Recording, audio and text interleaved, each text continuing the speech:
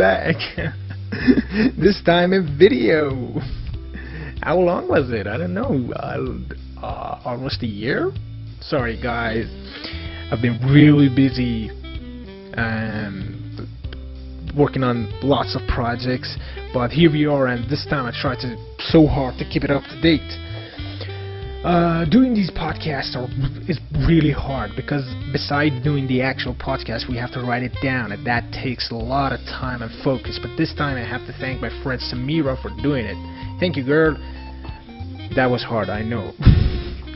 Anyways, in this episode, saying the pilot of the season 2, I had a chat with one of the most influential game developers, Raphael Colantonio, founder, designer, and head of the Arkane Studio we know for Dishonored series and recently Prey. Everything you need to know is in this podcast, from running an indie studio to a big one, working with Bethesda to making games and leaving the industry for music, new games, and so much more. Let's get into it. Make sure to leave a like and comment and subscribe to this channel because we're going to have lots of awesome conversation with lots of awesome people from the game industry. Blah, blah. This is my first podcast after like a while, and I was talking to Ken Levine, and I said to him, who do you think is the one I supposed to talk to bring back the podcast? And he said right away, talk with Raph, and now I see it why, because we're both game designers and composers, a rare combination, and I seriously dig every game you guys make at Arkane, so thank you for this opportunity. Thank you. Yeah. So let's get into it. Let's talk about young Raphael, who was inspired to make video games. Tell me about your background and tell me how you started Arkane. First, before, I don't know if you're already online on the podcast or not, but I was curious. What you said you're a game designer, and I didn't have a chance to check what games you worked on. But is there anything lately that you were working on? Yeah, I mostly worked on video games in Iran, so they were released locally, so you might not even heard of it. So, but now we're working on video games to be released outside internationally. About 2 years we're gonna have something. Yeah. So we're just starting. It's a very fresh industry in Iran, and we had some games here, but I think now we are ready to make it more bigger. Work on bigger games for bigger markets. So yeah, we're working on them. Cool. Yeah. So you asked how was young me and how I got inspired by games, etc. So I'm from the 80s. I mean, I was born in '71. So when I was 8, 10, it was very rare to have computers and video games. It was just the very, very beginning, and I was a very shy, introverted kid. Mm-hmm. A friend of mine had he was kind of a rich family, and he had an Apple IIe. And his brother played games, and one of the games he was playing was Ultima. Yeah. So Ultima 1. And so, during the weekends when his brother would be away, or we would sneak to his bedroom and we'd play Ultima, and it was in English. I did not speak English at all, and we were playing with the vocabulary next to us to try to understand what the game was about, and it was so amazing that I think that's where I started to be extremely attracted to games, and being an introverted guy and into Dungeons and Dragons and all these things, it was just great for me. And a little later after that, unfortunately, I lost my mother. I was 13, which she was sick all my childhood, and I think it participated to me being kind of this a little bit like introverted, dark kid who was in his little world. And so for me, video games and writing stories or drawing comic books or later doing music was a way for me to kind of escape a little bit, and be in my own world and tell my things, etc. And so that was really me. And I would say at the end of my childhood, there was so I kept on playing the Ultimas and I bought computers and stuff. And then eventually, this game that took it to a different level for me was Ultima Underworld. Funnily enough, it's not the same franchise. I mean, kind of, because it was published as well by Origin, and but it was really another company. It was Looking Glass, and instead of being a top-down RPG, it was more like a first-person, very physical. You could grab objects, throw them around, and there was a notion of simulation. And those guys, Looking Glass, eventually they did Thief, System Shock, all those games. And so, and I believe I was 16 when I played Ultima Underworld for the first time. It was in '92 or something. And that was at this point I knew that I wanted to make video games. In my that was the thing I wanted to do. I wanted to either play music or make video games. But I didn't want to do anything regular. I didn't want to do the normal jobs that people were talking about. That didn't seem fun to me. So, did you have to choose between being a musician or composer or game developer? Did I have to choose? Yeah, at one point, like, okay, I'm gonna be a composer. Oh, I'm gonna be a game developer. So, because it was a really huge decision for me, and I couldn't decide, and I did it both. Well, I guess it depends. It depends what we mean by choosing. I guess we are all driven by doing something that is going to generate money. I think that's what makes it legit, as far as making the difference between a hobby and a job, right? And so making money with music seemed very unlikely back then when I was a kid. It's still hard. I mean, it's still a very, very hard avenue, which and to be fair, making video games seemed even harder because there was no school and I had no idea how to start. Back in '92 or when I was so fascinated by those games, there was not even internet. So how did you learn the craft? What? So how did you learn to make video games? So yeah, I was not good enough at anything. So there was not such a thing that I knew existed to be a game designer, a game director, or producer.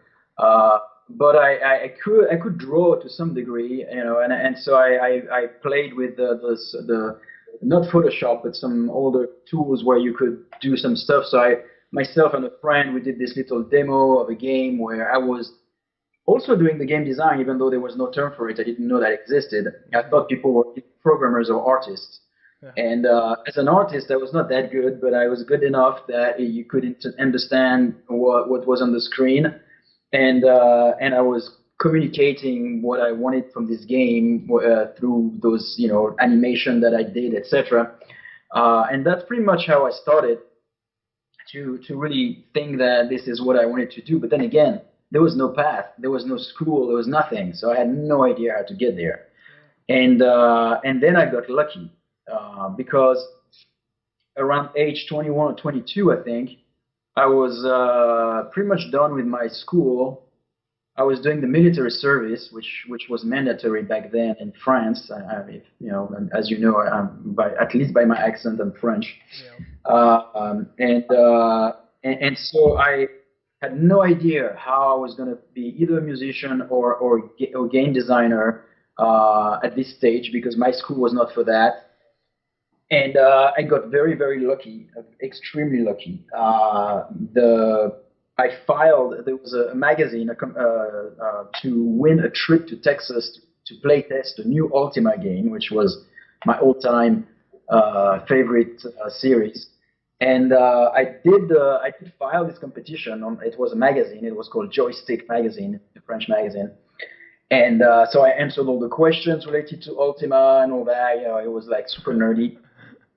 And then I got contacted by EA, and they revealed that they were actually not looking they were not actually offering a trip to Texas to test Ultima, but instead it was a disguised way to hire someone in France for the new office that they were creating. And they were looking for a gamer to start the QA slash customer support, localization, translation,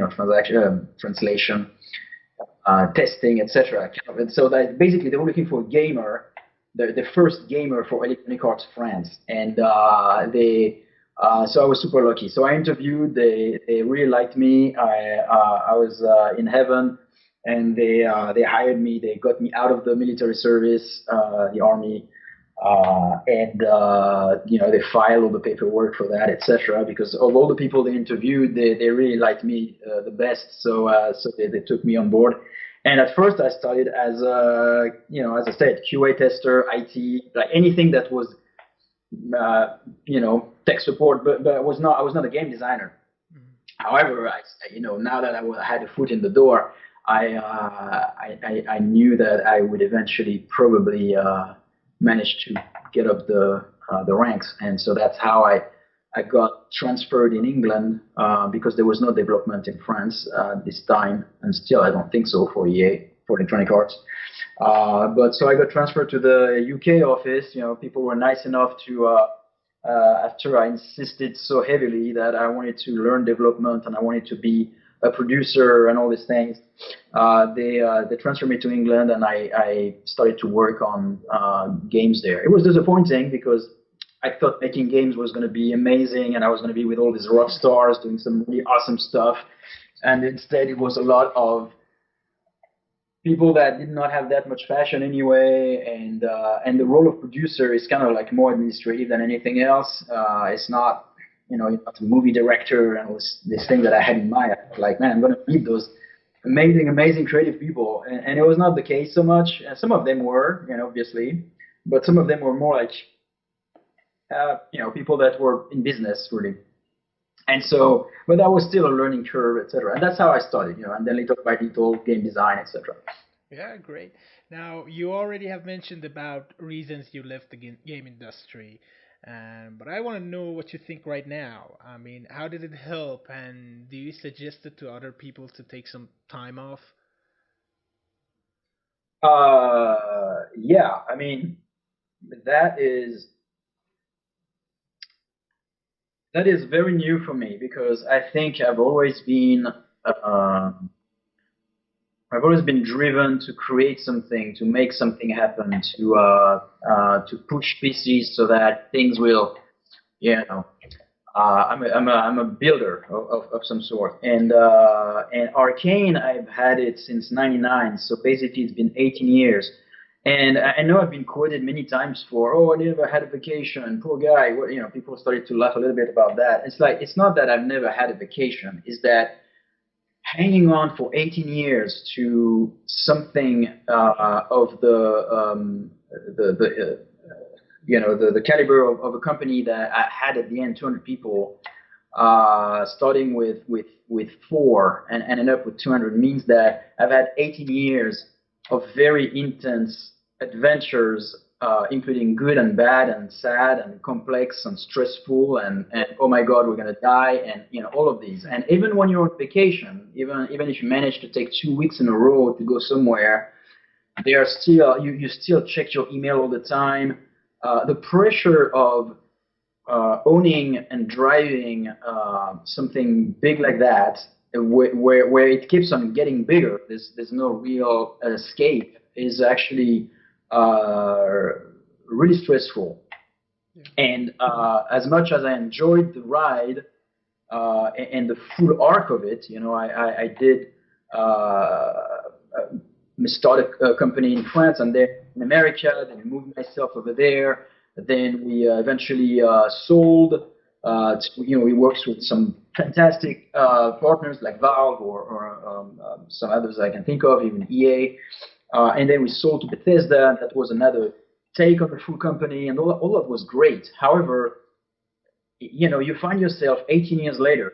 Hey, I was 29 when I started this thing, and now I'm 47, and I was thinking, so what's next? I mean, I need to, am I defined by Arkane, or is Arkane defining me? So there's been this little bit of almost like a identity crisis where I wanted to see, who am I without it, and without having to worry about tomorrow. What game are we gonna make? And I've been making the same game over and over since '99. Really, Arx Fatalis, Dark Messiah, Dishonored, Prey. All those games are very similar, and I'm very grateful to Bethesda to bet on us and take us from games that were not polished enough to Dishonored, and that was our real breakthrough. And so I did it. I did what I wanted, and I'm grateful to everyone, and I hope they're grateful as well because we generated a lot of money for them. But then 3 games later, I'm like, okay, what can I do now? Another one of those again, and I can only fail at some point. It's only, and what's the is it really what I want to do? So I needed that time to think and see exactly why am I doing this, and instead of being in autopilot, I want things to be intentional. And when you are trapped in a big organization that belongs to another big organization, and then suddenly you are in autopilot, and you're doing things not out of because you want to do them, but because you have to do them, and that goes a little bit at odds with creativity. And also, frankly, after 7 years, as much as I loved everybody at ZeniMax and Bethesda, 7 years where suddenly I did not drive my boat, etc. I mean, I was driving part of my boat, like my teams in Austin and in Lyon, etc. But I was not entirely in control of my destiny at this point. It just doesn't feel like my nature. There's a moment where and that's why I had to try. And it sounds crazy and suicidal because people were, dude, you're working with an awesome company. You can keep on making those games forever, making great salary. Why would you do that? And well, why would I do that? Is because I want to experience it. I want to redefine myself. I want to see who I am without that. And it feels amazing. Wow. Amazing. I absolutely recommend it because all those fears that I had,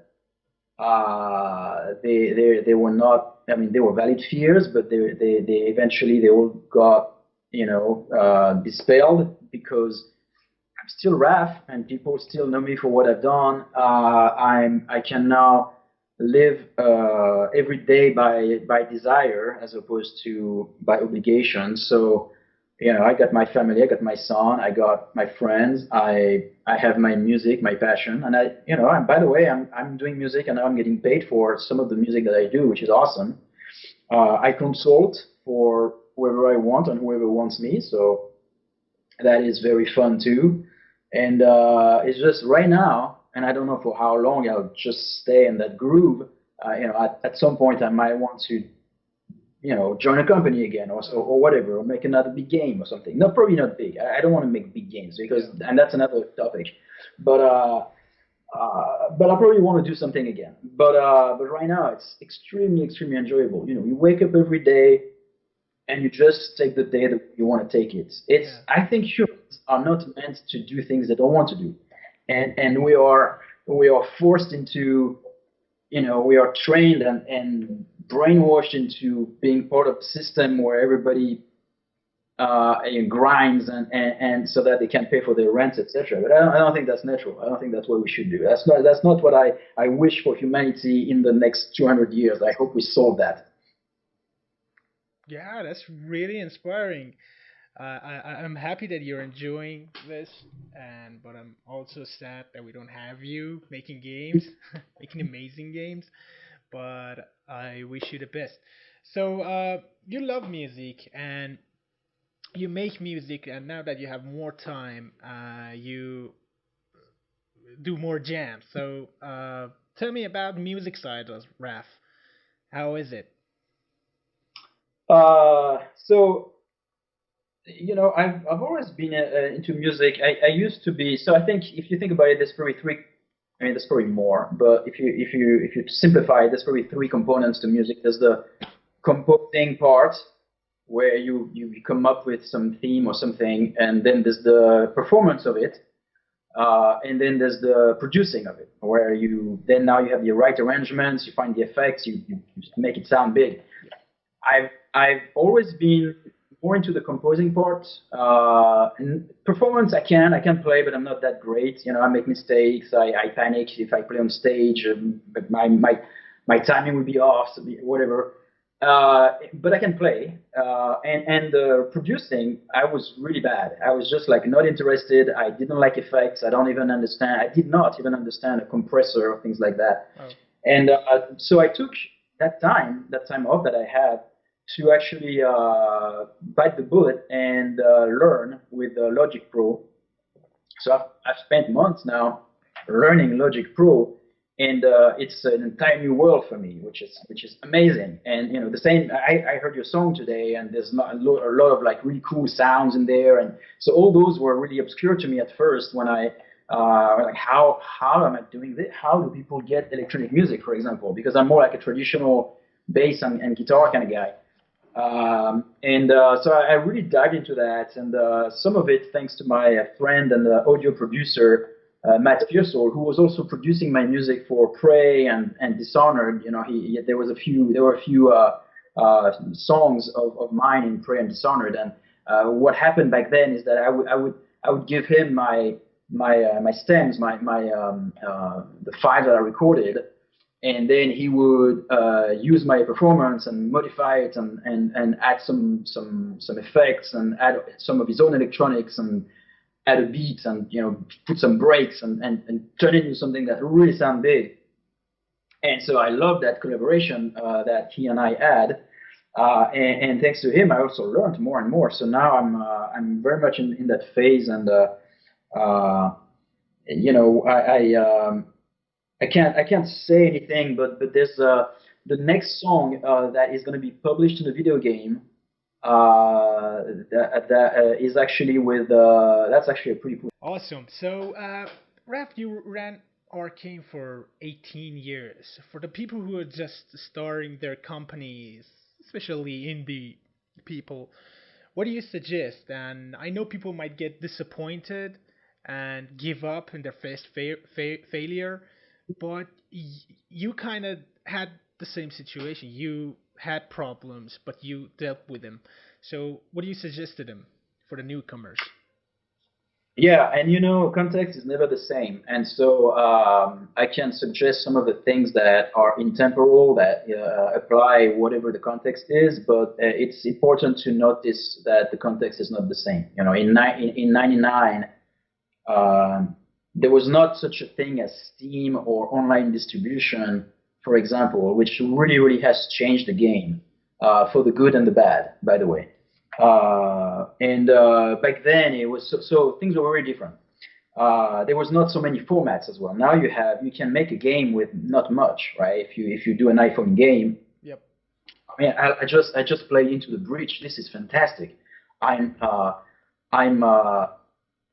So I don't know if envious is the word, but at least I'm very admirative, and also I'm appalled that we could have made this game in 1985. There was all the technology for it, and and we did not though, and so the game is so modern in its game mechanics approach and the game loop and all the the kind of like roguelike kind of approach. It's a fantastic game. I'm playing it every day, and at the same time I'm thinking, Jesus, I hope I hadn't made this game. So I wish I had made this game. But anyway, my point is the advice I would give to anyone is to first of all to only do it if you have something to say and to do and to do that. It's important. It's making a game so it's an expression of art, and I strongly believe that only the games that I mean, I wish, I wish the games that were made with passions were the only games that could be found nowadays on the market. I regret sometimes that I see people that just want to make games to make money. Yeah. So they're going to take like some sort of a success that someone else did, and they're going to try to plus it and do the spin of it on it. And if they do that with passion, that's all fine. If they do that because they think there's a buck to be made, it's just wasting business oxygen and wasting everybody's time and making a lot of noise, adding noise to a very, very noisy land already. So that is sad to me. So what I want is what I suggest or advise is people to have something that they're really passionate about, not compromise about it. Do not try to say, "Oh, what is the market wants?" Or just do it with the most passion, and don't give up, and make it the most important thing in your life. That is the other thing, is that a lot of people want to make businesses. They have this idea that, oh, it would be cool if I did this or that, and then they don't really mean it, or they don't go all in, or they hope that, well, maybe there's a way I can do it on top of my normal job or something. To me, it's like, when you decide you want to do this and you have so much passion for that this is the most important for you thing in your life, then you have to give it all and make everything you can to make it happen. And yes, it might not work. I mean, you never know the end of the movie while you're watching it. And by the way, it's not even a movie, because when you watch a movie, you know that usually there's an happy ending. In real life, you're caught in the middle of the events. Sometimes it is very, very lonely, and it's very depressing, and you think it's not going to work, and that nobody understands you, and that and that's true, and you have to go through that. And even if you fail, sometimes it's actually a step towards another step, which eventually will lead to success. That's why all those failures are kind of like partial successes. And I can refer to a lot of those in the history of Arkane, where of course, if you look at the end of it, I mean, at the end, 18 years later when I left or whatever, we were in great shape, and you could say, well, Arkane knew what they were doing, but we did not. We went through so many nightmares, many hard times, that at the time we had no idea that 10 years later or 18 or 15 years later we'd actually be where we were. So and yet every near successes mattered, every failures mattered. If that's the funny part about it, like in a movie, you look at the result. Us being signed by Bethesda for a game of the genre that we liked, and you looked at the very, very beginning of Arkane, and there's a link. And the link is that the guy who acquired us was actually a big fan of Ark Satalis. Oh, yeah. And even though the game was broken and did not sell anything, and we were mocked by publishers after that did not want to work with us, etc., this guy remembered. And it took him 15 years to sign us, but he did. Wow. All right. So that's the beauty of the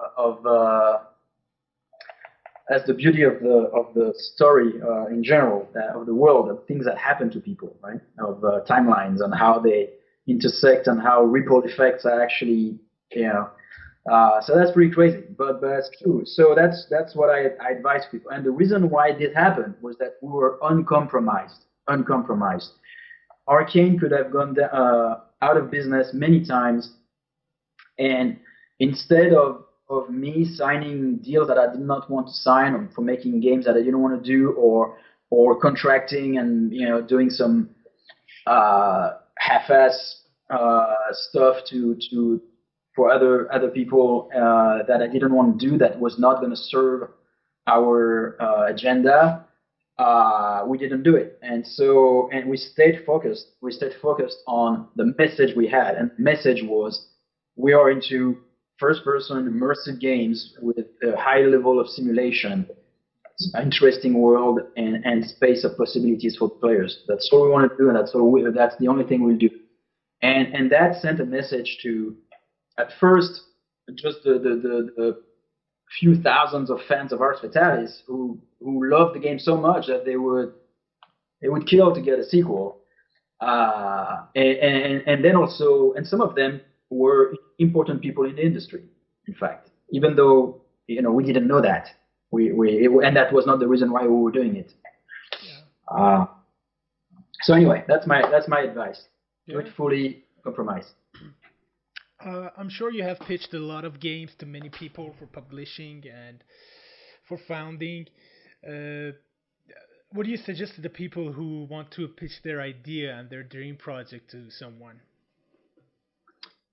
It has to be special, for sure. I think there are things. If it's your first game, there are things you just don't have.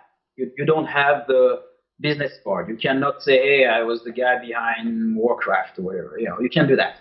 And so that's fine. But at the very minimum, what you can have is your passion. Hopefully a demo or if not a demo, at least maybe a animatic or cinematic or anything that. And by cinematic, I'm not intending like story cinematic kind of thing, but more like almost something that highlights the gameplay. But I would say the power fantasy is very important, and by the power fantasy I'm meaning like what is more or less what is the theme of your thing? What is it? What is the what is your hero doing? What is interesting about being that guy? Right. So in our case, in Dishonored it was like being a supernatural assassin. If you can say that, then already you're saying something, and people might or might not like the idea of being a supernatural assassin, but it's very communicative. And then if you can, it being also having something unique in the game design treatment, in the the mechanics. It's funny, but the chairman of ZeniMax, Robert Altman, every time we had a pitch in house to give him, he would always ask, "What is special about this game?" And he would insist on that, and it's a good lesson. I think what is special about this game is actually a very important thing. Yeah. So what was your unique selling point of Dishonored? It's very hard because I would say what's special. First of all, the setting was special, right? We had steampunk supernatural assassin. All right, so that is something. And we had an art style that came with it that was special because it was very stylized, and we had those painterly type of textures. So there was that. There was the world, etc. But then the gameplay itself, it was harder to explain because it's a game that it is kind of first-person shooter. It is kind of RPG, but not quite. And you have choices, but you don't really because it's still like mission after mission. So it is kind of sandboxy. But not as free as Skyrim, but way more than Doom. So we were somewhere in between, which is always a hard place to describe what's special about your game. So I think in our case, we talked a lot about layering all those mechanics and relying on the simulation so that the player could play their own way. So that was a little tagline: play your way. And steampunk city with a supernatural assassin. Those were our elements. And then we would give examples why play your way is interesting as opposed to follow the line or something. In our case, we were more on the other side of follow the line. So I think that was what was special about this game. In Dishonored, you have so many superpowers. How do you balance those powers? That's really hard. To not make the player overpowered or something. That's really amazing in Dishonored. Sometimes he was overpowered, and that's the thing is that we usually don't worry too much about overpowering making the player overpowered because I think what our approach is try to come up with something that feels powerful and fun, and then later on. There are two approaches. Either you nerf it, you make it like less powerful, or you up the challenge. And I think upping the challenge is more interesting than nerfing. To me, that's as a rule of thumb, it's better unless your power is ridiculously powerful. But it's like in combat, right? When we had one NPC, our very first iteration of combat was hard against one NPC. It was like chopping wood. You die quickly. You had to avoid every hit, etc. And it was not very fun, honestly. I mean, it was it was hard. The tension was high, but it was not very fun. And then if there were two NPCs, you'd be more than dead. So and then we did some other takes on that, and at some point we came up with a system where if you parry the guy, at the right time, the guy's overextended, and then you could kill him in one attack. And that felt actually pretty badass. It felt like watching a 300 movie or something, and where you were just like chopping guys and being this powerful assassin.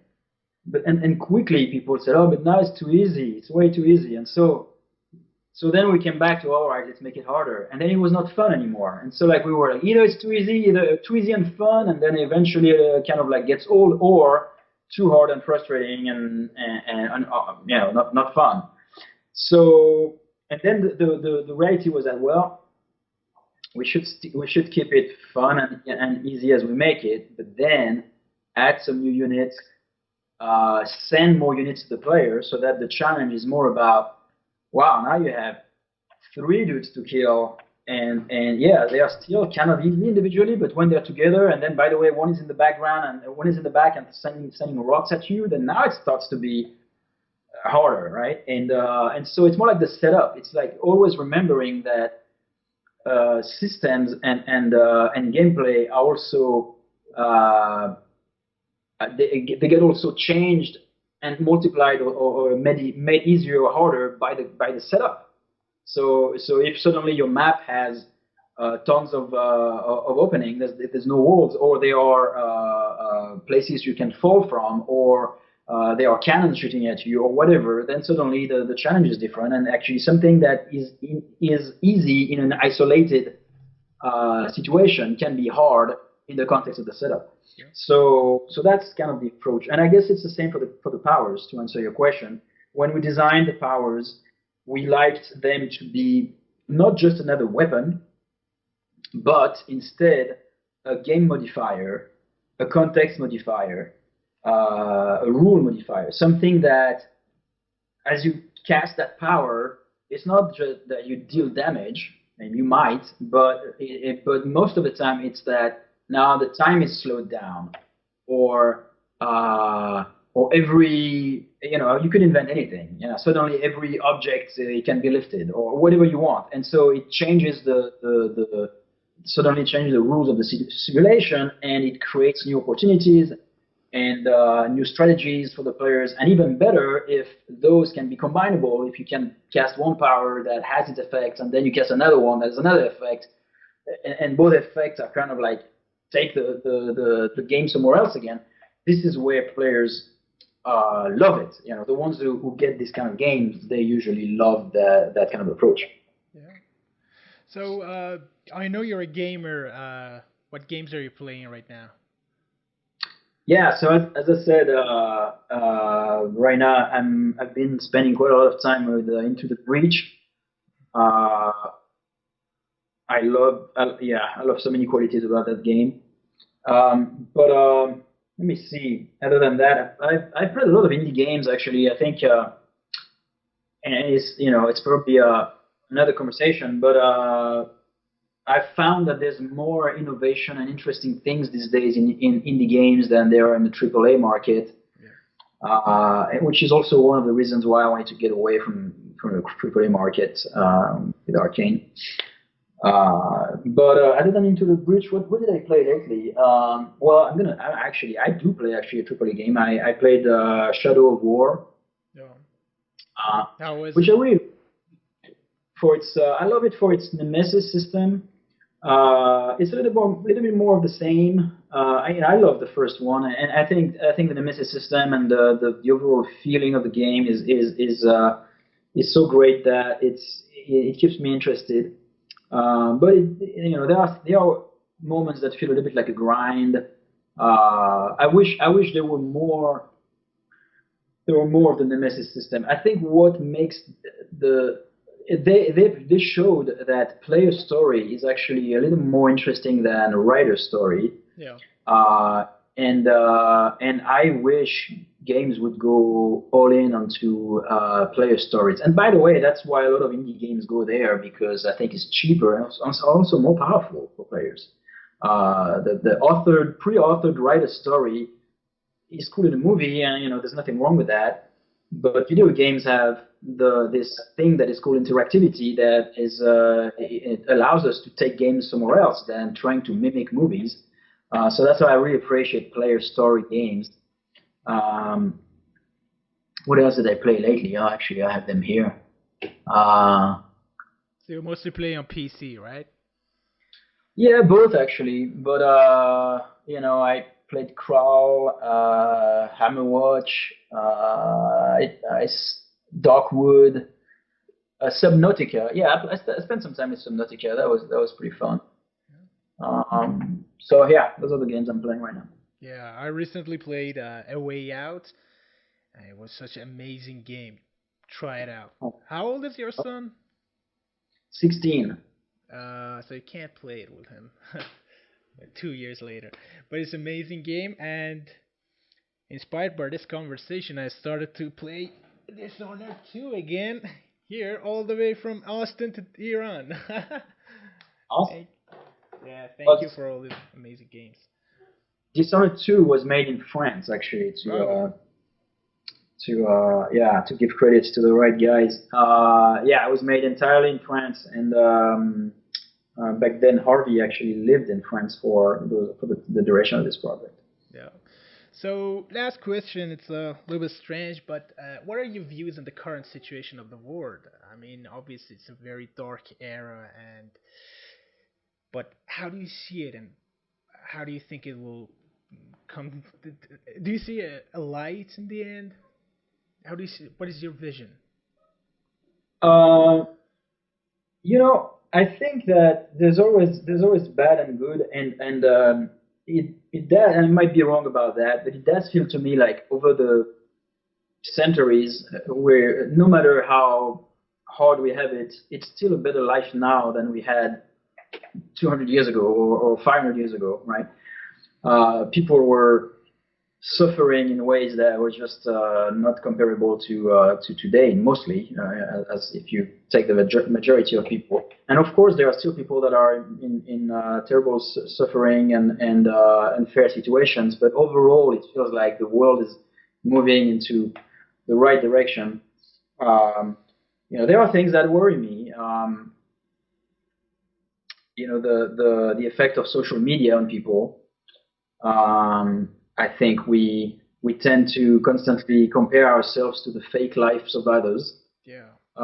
Which is a terrible, which makes everybody unhappy, because I pretend I'm amazing, and you are therefore, but you too are pretending you're amazing. So, and I look at you and I think, okay, my God, this guy is amazing, therefore I'm not, and and you think the same. So all of us are pretending we're amazing, and then thinking we're not, because we look at the others, right? So there's this really weird thing with social media that is insidious, and I think it's dangerous, specifically for the new generations. I'm actually specifically worried for younger generations like my kid, etc.